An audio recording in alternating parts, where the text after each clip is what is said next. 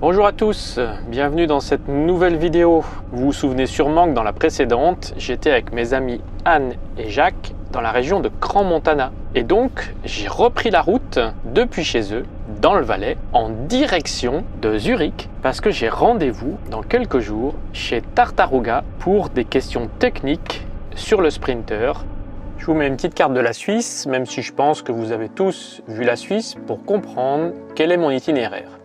En fait, pour aller du Valais à Zurich, eh bien, il faut traverser une montagne ou la contourner. Je dois rejoindre le canton de Berne. Donc, soit je fais le tour par le bord du lac pour rattraper le canton de Vaud, le canton de Fribourg, puis le canton de Berne. Sinon, il y a une autre solution. Je vais prendre le tunnel du Lotsberg qui me permet d'aller directement du canton du Valais jusque dans le canton de Berne.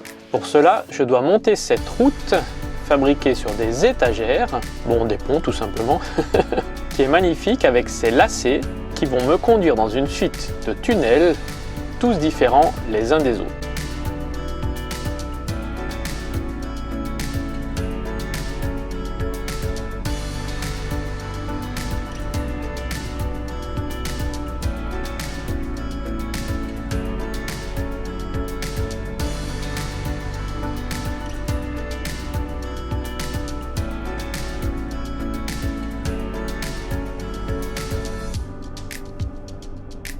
Pour arriver au final à Goppenstein,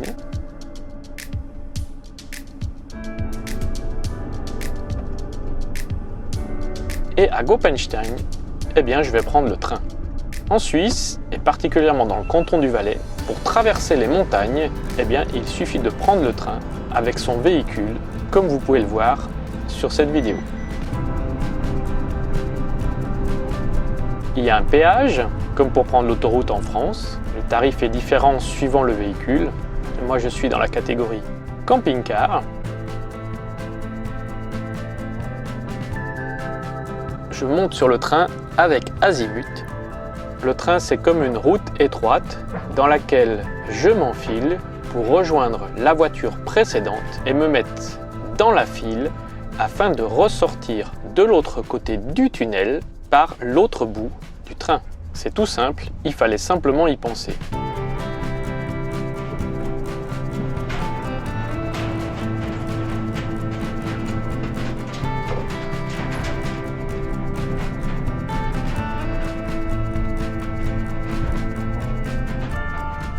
Je roule doucement mais sûrement sur cette route ferroviaire.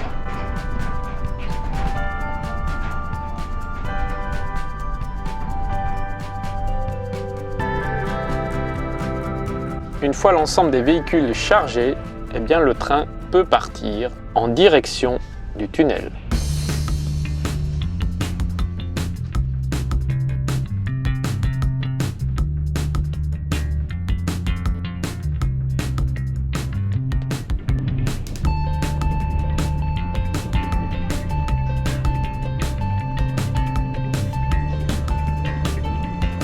Plus qu'à attendre tranquillement au volant du Sprinter, sans faire quoi que ce soit, tout simplement patienter le temps de la traversée.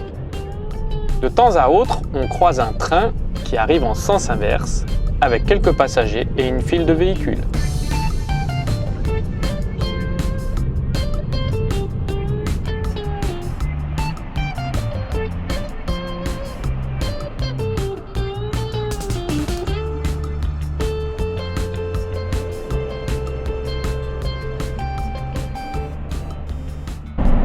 Vous entendez du bruit. En fait, je suis dans le tunnel sur un train avec azimut. Je traverse la montagne parce qu'il n'y a pas de route. En Suisse, c'est assez courant, surtout en Valais. En fait, il y a plusieurs tunnels comme ça où on met le véhicule sur le train pour traverser la montagne. C'est assez impressionnant, c'est plutôt sympathique. Et puis, ça fait des petits raccourcis quand même, voire des grands raccourcis. Donc voilà, ça dure une vingtaine de minutes, je crois, la traversée de la montagne. Donc encore un petit peu de patience.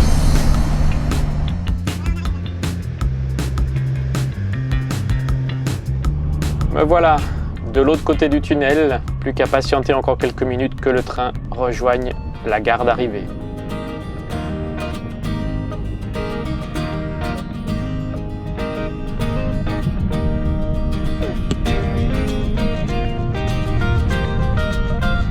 nous voilà arrivés.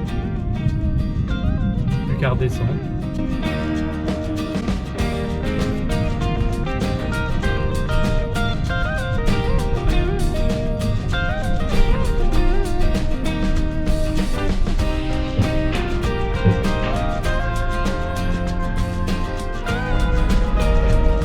Et voilà.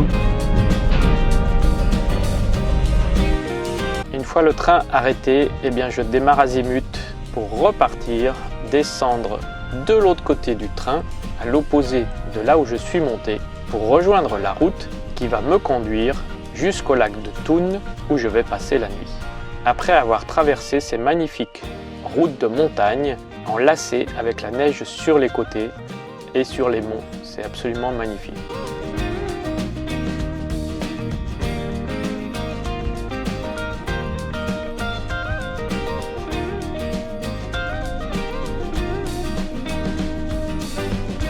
Bien sûr, en Suisse on ne s'ennuie pas, soit c'est des tunnels, soit c'est des ponts, soit c'est des montagnes, mais les routes ne sont jamais monotones. C'est pour cette raison que j'aime beaucoup rouler en Suisse, c'est toujours de découverte en découverte. Ce pays est absolument magnifique, je vous invite à venir y faire un tour. Voilà mon spot pour la nuit, près du lac de Thun. C'est pas fun, c'est sur un parking, mais je suis au bord du lac, avec une vue magnifique sur les montagnes avoisinantes. C'est paisible et je passerai une nuit bien calme, même si je suis au bord de la route.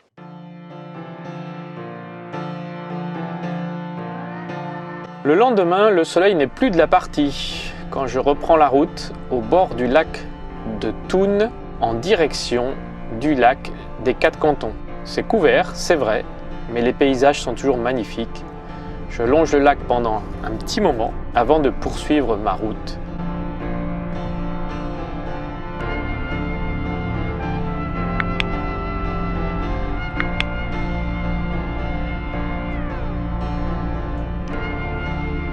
Au bord du lac des Quatre Cantons. Souvenez-vous, j'y suis déjà venu avec Oscar. Je vous mets la vidéo en référence, je vous invite à la visiter. Et là, il faisait beau. Lorsque j'étais là avec le Ducato, le lac des Quatre Cantons est absolument un lac magnifique et je pèse mes mots. Cette région me fait penser à la Norvège et vous savez que j'aime beaucoup la Norvège. Vraiment, c'est un endroit où venir pour poser ses roues et visiter ce lac magnifique et les villages avoisinants. Au rond-point, prenez la deuxième sortie.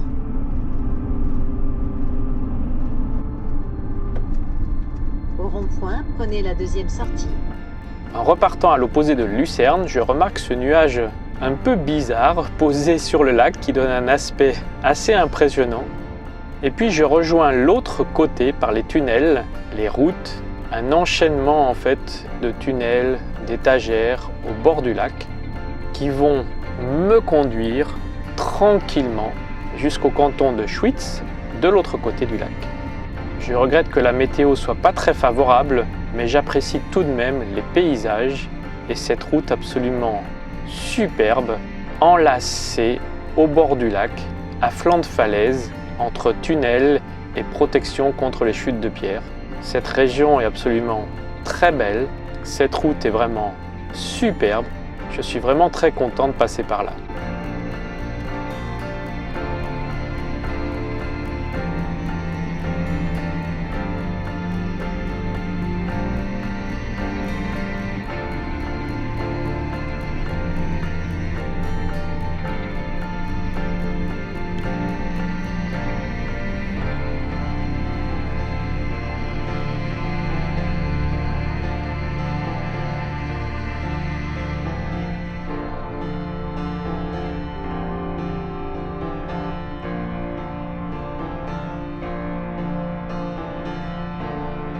Puis j'arrive à Ingenboll, je ne sais pas si c'est la bonne prononciation, dans le canton de Schwytz.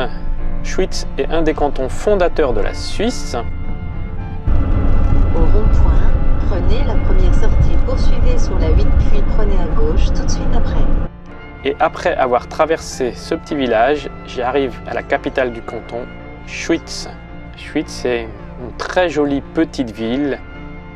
Je ne sais pas si à Schwytz c'était carnaval, mais lorsque je suis arrivé dans la ville, il y avait un petit peu partout des grands masques, comme vous voyez sur ce bâtiment. Assez original, je trouve.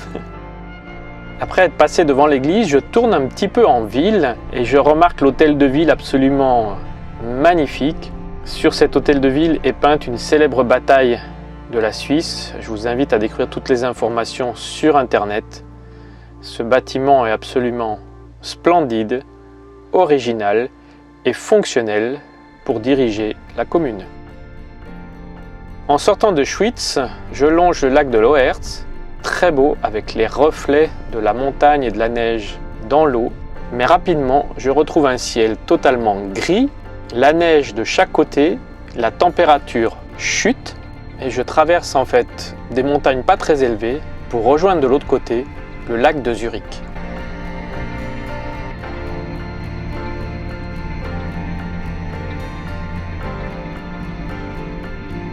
Je fais la course avec le train, qui va gagner? Vu que les rails ne sont pas toujours au bord de la route, je ne sais pas. Arrivé au lac de Zurich, je vais le traverser en plein milieu, comme vous pouvez le voir sur la photo GPS et sur la carte. La route traverse le lac pour me conduire jusqu'à Rapperswil-Jona, une ville assez jolie que je ne ferai que traverser.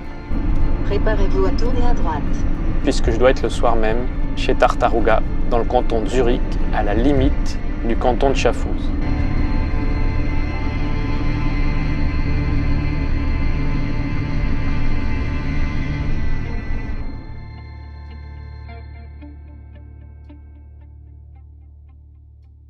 En arrivant dans les villages du nord du canton de Zurich, eh bien, je retrouve ces jolis petits villages sous le soleil et c'est assez agréable de retrouver le beau temps. J'ai rendez-vous le lendemain, lundi, pour des questions techniques sur Azimut. L'équipe de Tartaruga est toujours aussi formidable. Le problème a été rapidement réglé et j'ai pu discuter de la préparation de Azimut, de ce qui était utile, de ce qui n'était pas utile. C'est toujours très intéressant d'avoir leur avis. L'équipe de Tartaruga regarde les vidéos de Encore sur la route. Je les salue tous. Je les remercie pour leurs compétences, leurs services, leurs conseils. Et je tiens à remercier particulièrement Regula qui, à chaque fois que je viens, fait la traduction et essaye de trouver le plus possible des solutions à mes questions, à mes réflexions avec Monsieur Iten et le chef d'atelier. Vraiment merci à tous d'avoir fait que Azimut existe, que Azimut soit préparé selon mes choix, selon mes goûts. Le soir, je dormirai juste à côté de chez Tartaruga, un petit peu plus bas, et je profite d'un magnifique coucher de soleil.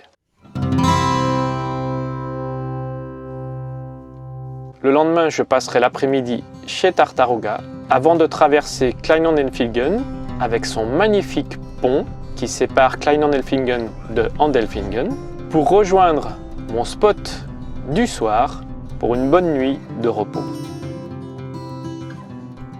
Oh, ce matin au réveil, c'est tout blanc. Un petit peu de neige est tombée toute la nuit.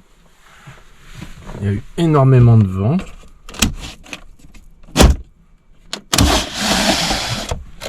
Ici, il y a une petite station météo qui tourne. Bon, il n'a pas beaucoup neigé, mais beaucoup de vent. En fait, il neige encore. Je sais pas si vous voyez, mais si je regarde vers les arbres là, il neige encore. Je vais sortir pour faire un petit tour d'Azimut. Il n'y a pas beaucoup de neige, mais il fait pas très chaud, hein. Disons qu'il y a surtout du vent. Nettoyer les rétroviseurs. Regardez la station là.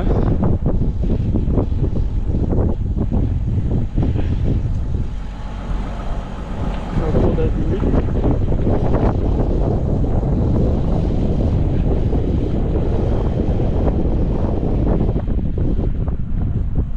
C'est pas mal avec la roue blanche et les plaques de désensablement blanches.